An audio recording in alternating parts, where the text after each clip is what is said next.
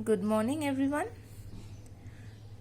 Today we will be studying about the graphical representation of non-ideal solutions, that is the deviation from Raoult's law.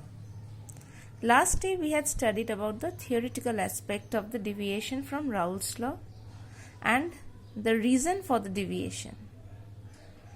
Today we will be studying the graphs for those two types of deviation, namely the positive deviation and negative deviation. Now before we go into the deviation, just let us once again go back to ideal solution, that is the solution that obeys Raoult's law. Now what was Raoult's law? Raoult's law was nothing but the representation of the partial pressure of the component of a solution as the product of the vapor pressure of the pure component into the mole fraction of the component present in the solution. If I now take a binary solution, that is a solution consisting of a solute and a solvent, which is represented with B and A respectively, that is solute is represented with B and solvent always with A. Then the formation of Raoult's law, empirically it is P is equal to P naught into X, which actually follows the equation of straight line in the slope intercept form, that is y is equal to mx. Over here y is P, that is the vapor pressure of the component, and X is the mole fraction, whereas M is the vapor pressure of the pure component, P naught. Now if I plot the vapor pressure versus the composition curve, since I have got two components in the solution, that is the x-axis is actually the composition curve, which I have written in terms of mole fraction.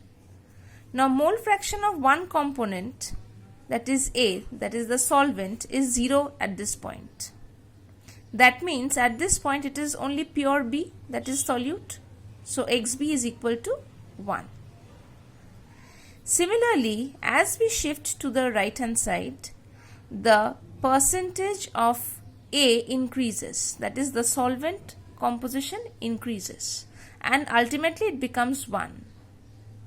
So solvent is 1, that means from the definition of mole fraction, the solute has to be 0, because the mole fraction sum at any composition will always be equal to 1. Now since this point over here represents pure B and here this point represents pure A, so the partial vapor pressure of A, that is pure A, is represented as P naught A, which is right up here at this point, right? Similarly, if this point is pure B, then the partial pressure of B is represented as P naught B over here, which is the pure vapor pressure of B. So the plot of partial pressure of A in terms of Raoult's law, that is PA is equal to P naught A XA, will be a straight line where when XA is equal to 0, PA is equal to 0, that is this point. So starting from here, what will be the maximum? That is XA is equal to 1. When XA is equal to 1, what is the value of PA? It is P naught A, hence this point. So this straight line indicates the vapor pressure curve of the pure solvent, or rather the solvent in the solution with the change in composition. Similarly, this curve, that is PB is equal to P naught B XB, represents the vapor pressure of the solute in the solution with various composition. right? Now the question is, why have I written PA on top and PB below? Why not in the same line, or why not the reverse? You can take the reverse. There is no such thing that P naught A will always be higher and P naught B will always be lower. It can just be reverse. The consideration that I have taken over here while putting P naught A higher than P naught B is, I have considered that the solvent to be more volatile than the solute. A is more volatile than B, therefore the vapor pressure of A is higher than that of B. If you consider B to be more volatile than A, definitely then A will come down and B will move up. That is your discretion, but you need to mention that, right? This much is regarding the ideal behavior of the individual components. Now we come to the solution. Now the solution consists of both A and B. So the solution's vapor pressure is definitely the sum of the individual partial pressures of A and B, that is PA and PB. So now if I draw this line over here, that is join P naught A and P naught B, I will get the vapor pressure versus composition curve of the solution, because each point in this curve changes with the change in composition, and correspondingly the vapor pressure also changes as the value of P naught B, PA and PB goes on changing. Clear this much? Okay, then we move into the next part, which is the deviation from Raoult's law, that is positive deviation. Now positive deviation means what? The solution's vapor pressure will be higher than the vapor pressure of the sum of the individual components, that is the observed vapor pressure will be higher than the theoretical vapor pressure. This is actually the theoretical vapor pressure. This I can write it as the theoretical vapor pressure. So theoretical vapor pressure is lower than observed vapor pressure, that gives rise to positive deviation. So there can be two cases of positive deviation. Let us go to the first case first. Now case 1, what is happening? Over here PA, that is partial pressure of the component A, which is observed partial pressure, is greater than the theoretical partial pressure, which is P naught A into XA, and partial pressure observed of B is greater than the theoretical vapor pressure of B, which is equal to P naught B into XB. Right? Now, since both PA and PB, the observed values are higher than the theoretical values, we will get a slight bulge on the upper side of the curve, indicating that the vapor pressure is higher than that predicted theoretically. The black line indicates the Raoult's law, that is the ideal behavior, and the blue line indicates the bulge, that is the increase in the vapor pressure, which is the positive deviation. However, for case 1 type of deviation or type 1 type of deviation, what we are to keep in mind is that the vapor pressure of the solution, this is actually the vapor pressure of the solution, PS. The vapor pressure of the solution or total vapor pressure, whatever we say, PT, is never greater than the vapor pressure of the more volatile component. Which is the more volatile component? A. So no point on this curve, the solution curve, will be greater than the value of P naught A. All the values on this curve will be less than that of P naught A. Definitely each point will be greater than P naught B. It is quite obvious because P naught B is much less compared to P naught A. So the PT value will have a range, that is it will lie within P naught B to P naught A. It will not exceed P naught A at any point of time. This is called the case 1 or the type 1 type of positive deviation. Next we move to type 2 positive deviation. In case of type 2 positive deviation, the rest of the things are all same. That is, there is a bulk denoted by denoted by the blue line on the black lines, which are representation of the ideal behavior of the components as well as the solution. Now this particular curve has got one characteristic over here, that is at the point M.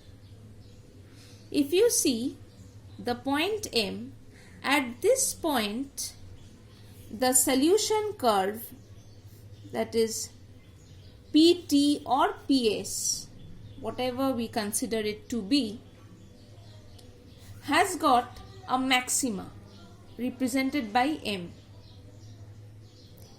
Now what is this maxima? This maxima has got a value which is higher than the vapor pressure of the more volatile component.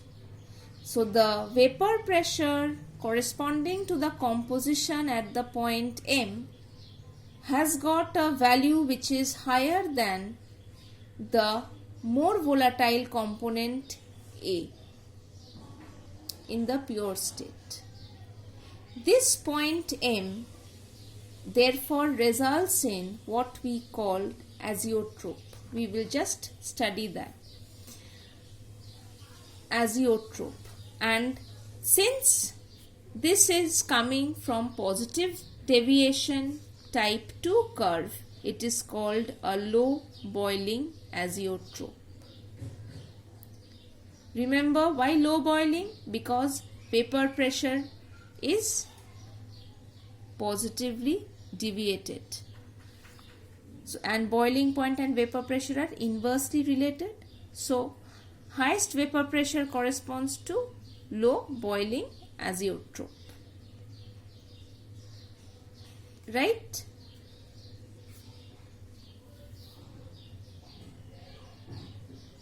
Just you see the entire thing once more.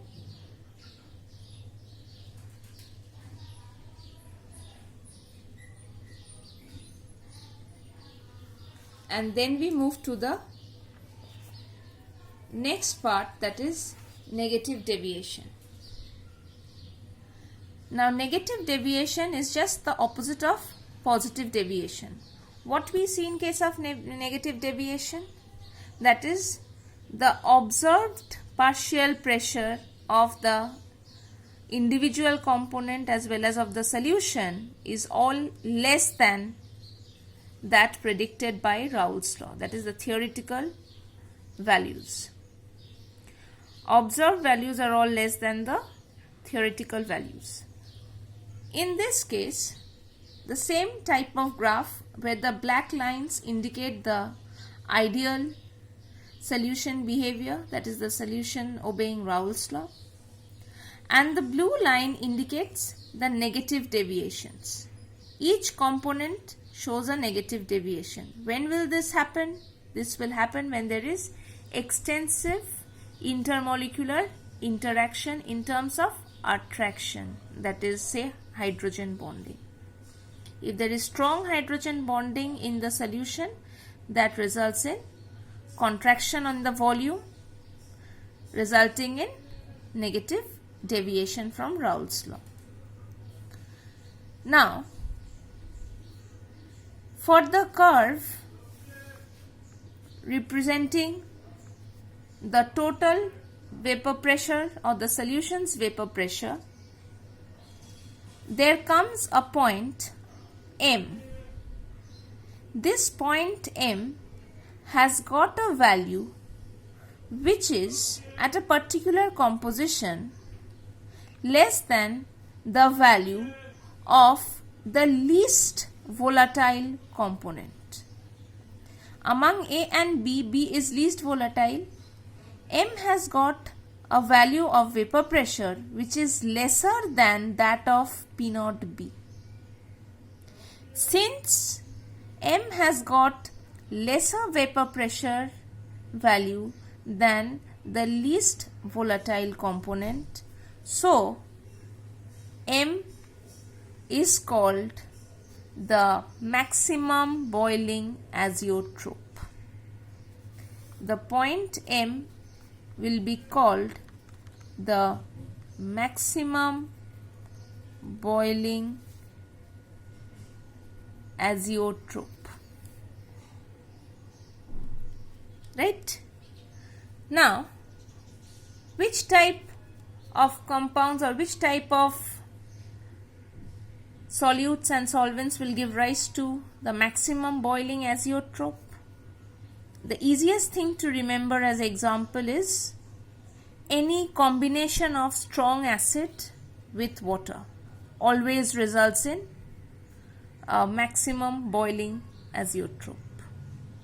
Say HCl water, HNO3 water, H2SO4 water, HI water, any strong acid plus water always results in maximum boiling azeotrope or negative deviation. Right? Now, just go through this much by yourself. In case of any doubts, please clarify by posting your questions.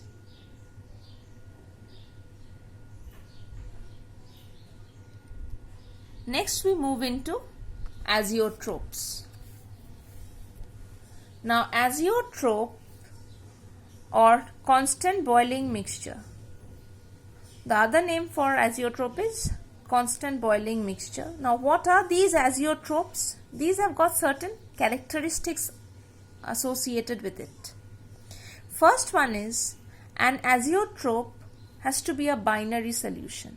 That is one solute and one solvent. You can't have 10 solutes and one solvent or 3 solutes and one solvent. Azeotrope always a binary solution which has to have a fixed composition, just like at this point M. The point M is particular corresponding to a fixed composition. The point M can't be anywhere in the line. It has to be at a fixed particular point. Each point in this line corresponds to a composition. Similarly, the point M also corresponds to a fixed composition on the mole fraction axis. This is the composition of M. So, fixed composition. Third is it boils at a constant temperature with same composition. That is, when you take the solution at the composition corresponding to the point M, you will not be able to separate the individual components with the help of fractional distillation. That is what is meant by it boils at a constant temperature with same composition. That is, irrespective of the boiling points of the individual components, the solution will boil at a particular temperature without any change in composition. Next is fractional distillation. What is fractional distillation? That we will be coming next. I hope most of you must be knowing what fractional distillation is. Now, for azeotropes, fractional distillation cannot be done. That is, liquid phase composition and vapor phase compositions of components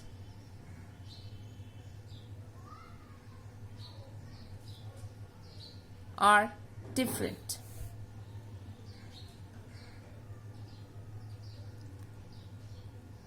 Okay,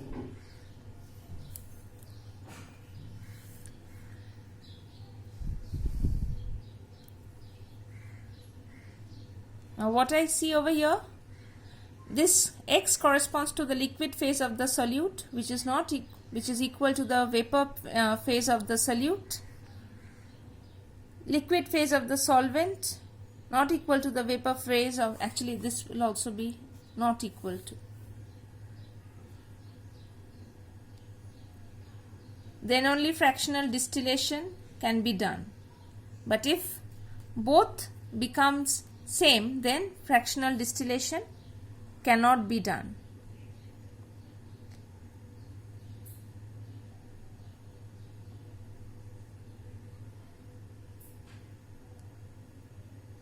Okay.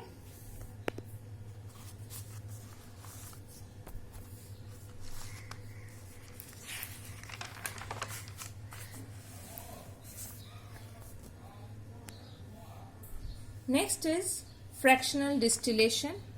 What is the process? It is the process of separation of the components of a solution on the basis of boiling points. Process of separation of the components of a solution on the basis of the boiling point. Now higher the boiling point, we know lower is the vapor pressure, because boiling point and vapor pressure are inversely related. Similarly, lower boiling point means higher vapor pressure. Now, as an example of fractional distillation, let us take into consideration crude oil, the oil which is directly extracted from the ground, and it is heated. In the process of heating, when the temperature is significantly low, that is, say as low as 20 degrees Celsius, we get the liquefied petroleum gas or LPG.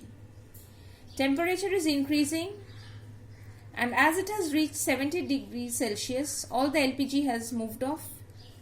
Naphtha, which is actually the raw material for the production of all the Vaseline and all naphthalene and all these byproducts, are formed at around 70 degrees Celsius. Next is temperature. As it is 70 degrees Celsius, all the naphtha moves away. When temperature reaches 120 degrees Celsius, only the gasoline comes off from the crude oil. Further increase in temperature to 170 degrees Celsius, you get kerosene. Further increase to 270 degree, diesel. Temperature increases to 400 degrees Celsius, you get the lubricating oils. And then at a temperature of 650 and above, you get bitumen, tar, asphalt and all these end products.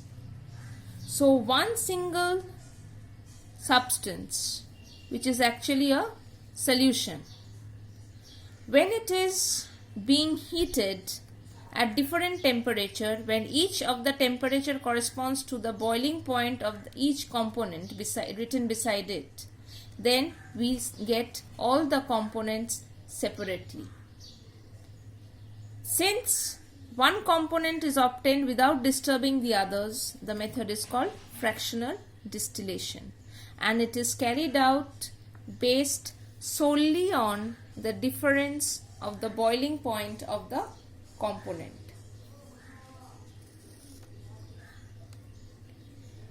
Now we go into the types of azeotrope. Now there are two types of azeotrope, as I have already stated when we did the graph for positive and negative deviation. Minimum boiling azeotrope and maximum boiling azeotrope. Now what is the minimum boiling azeotrope? An azeotropic mixture whose boiling point is less than the boiling point of each component. That is a non-ideal solution showing type 2 positive deviation from Raoult's law, just what we have done previously. Boiling point is less than the boiling point of each component, and type 2 positive deviation from Raoult's law. Example which I have taken is a very, very common example of what we call rectified spirit, or ethanol and water having the composition of 94.5% and 5.5%. And the corresponding curve to the minimum boiling azeotrope.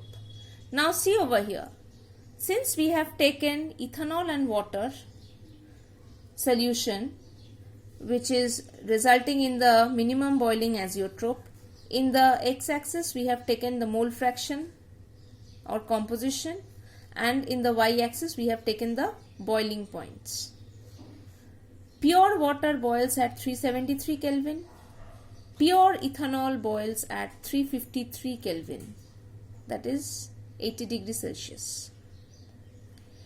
The mixture of water and ethanol, that is this particular point, which is actually the azeotrope, this composition, boils at a temperature of 351 Kelvin, which is less than the boiling point of both the component, resulting in the minimum boiling azeotrope. Now here,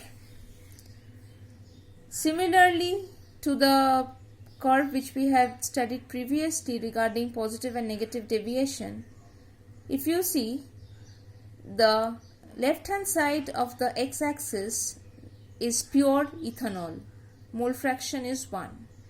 As you move towards your right, ethanol percentage decreases and water increases in amount, and in this point it is pure water. Now think of pure ethanol. We have taken pure ethanol. To it we are adding water. As you are adding water, the percentage of water has increased from 0% to 1%. Further I add, water percentage increases to 2%, then 3%, then 4%, 5%, and at this point it is 5.5%. So 5.5% water means 94.5% of ethanol, because this is 1, so this much must be 4.5% less, or rather 5.5% less. So this is 94.5% of ethanol. Corresponding to this point, what we will see is water and ethanol, it continues to boil without giving as the distillation product pure ethanol. We cannot obtain pure ethanol beyond 94.5% purity. At this point, what will happen is the vapor and the liquid curve, they coincide, making the composition of the vapor and the liquid phase identical, thereby forbidding fractional distillation. Keep this in mind. At this particular point, the vapor and the liquid curve is meeting, that is, the composition of the vapor and the liquid phase. Let me write over here, composition of vapor and liquid phase of both components become same. Now, since the vapor and the liquid compositions are same, fractional distillation is not possible at this particular point, and this point M is called the minimum boiling azeotrope. Right? Next we move to maximum boiling azeotrope. These are the azeotropic mixtures whose boiling point is more than that of each component. Non-ideal solutions that shows negative deviation from Raoult's law. It's just the opposite of the minimum boiling azeotrope. Example which I have given is 20.2% of HCl and 79.8% of water. 20.2 and 79.8%, I can roughly take it as 20% HCl and 80% water. It's for my convenience, but this is appropriate. Now similarly, if I want to represent the maximum boiling azeotrope graphically, what I did is same kind of curve, HCl in the extreme left hand side. The composition of HCl is decreasing as we are moving towards the right. Water composition is increasing as we are moving towards the right. And the y-axis corresponds to the boiling point. Pure water boils at 373 Kelvin. Pure HCl boils at 358 Kelvin. But the azeotrope, that is for this composition of the solution of HCl and water, corresponds to the point M, boils at 381.5 Kelvin, which is higher than both pure water and pure HCl. So again over here, as you can see, the top curve, which is the vapor curve, and the liquid curve, which is the below curve, and this area is the liquid vapor phase. It's a combination of both the phases. At the point M, both the curve meets, and therefore again the same thing happens, that is the composition of the liquid phase and the vapor phase for both the component becomes identical, resulting in formation of what we call the maximum boiling azeotrope.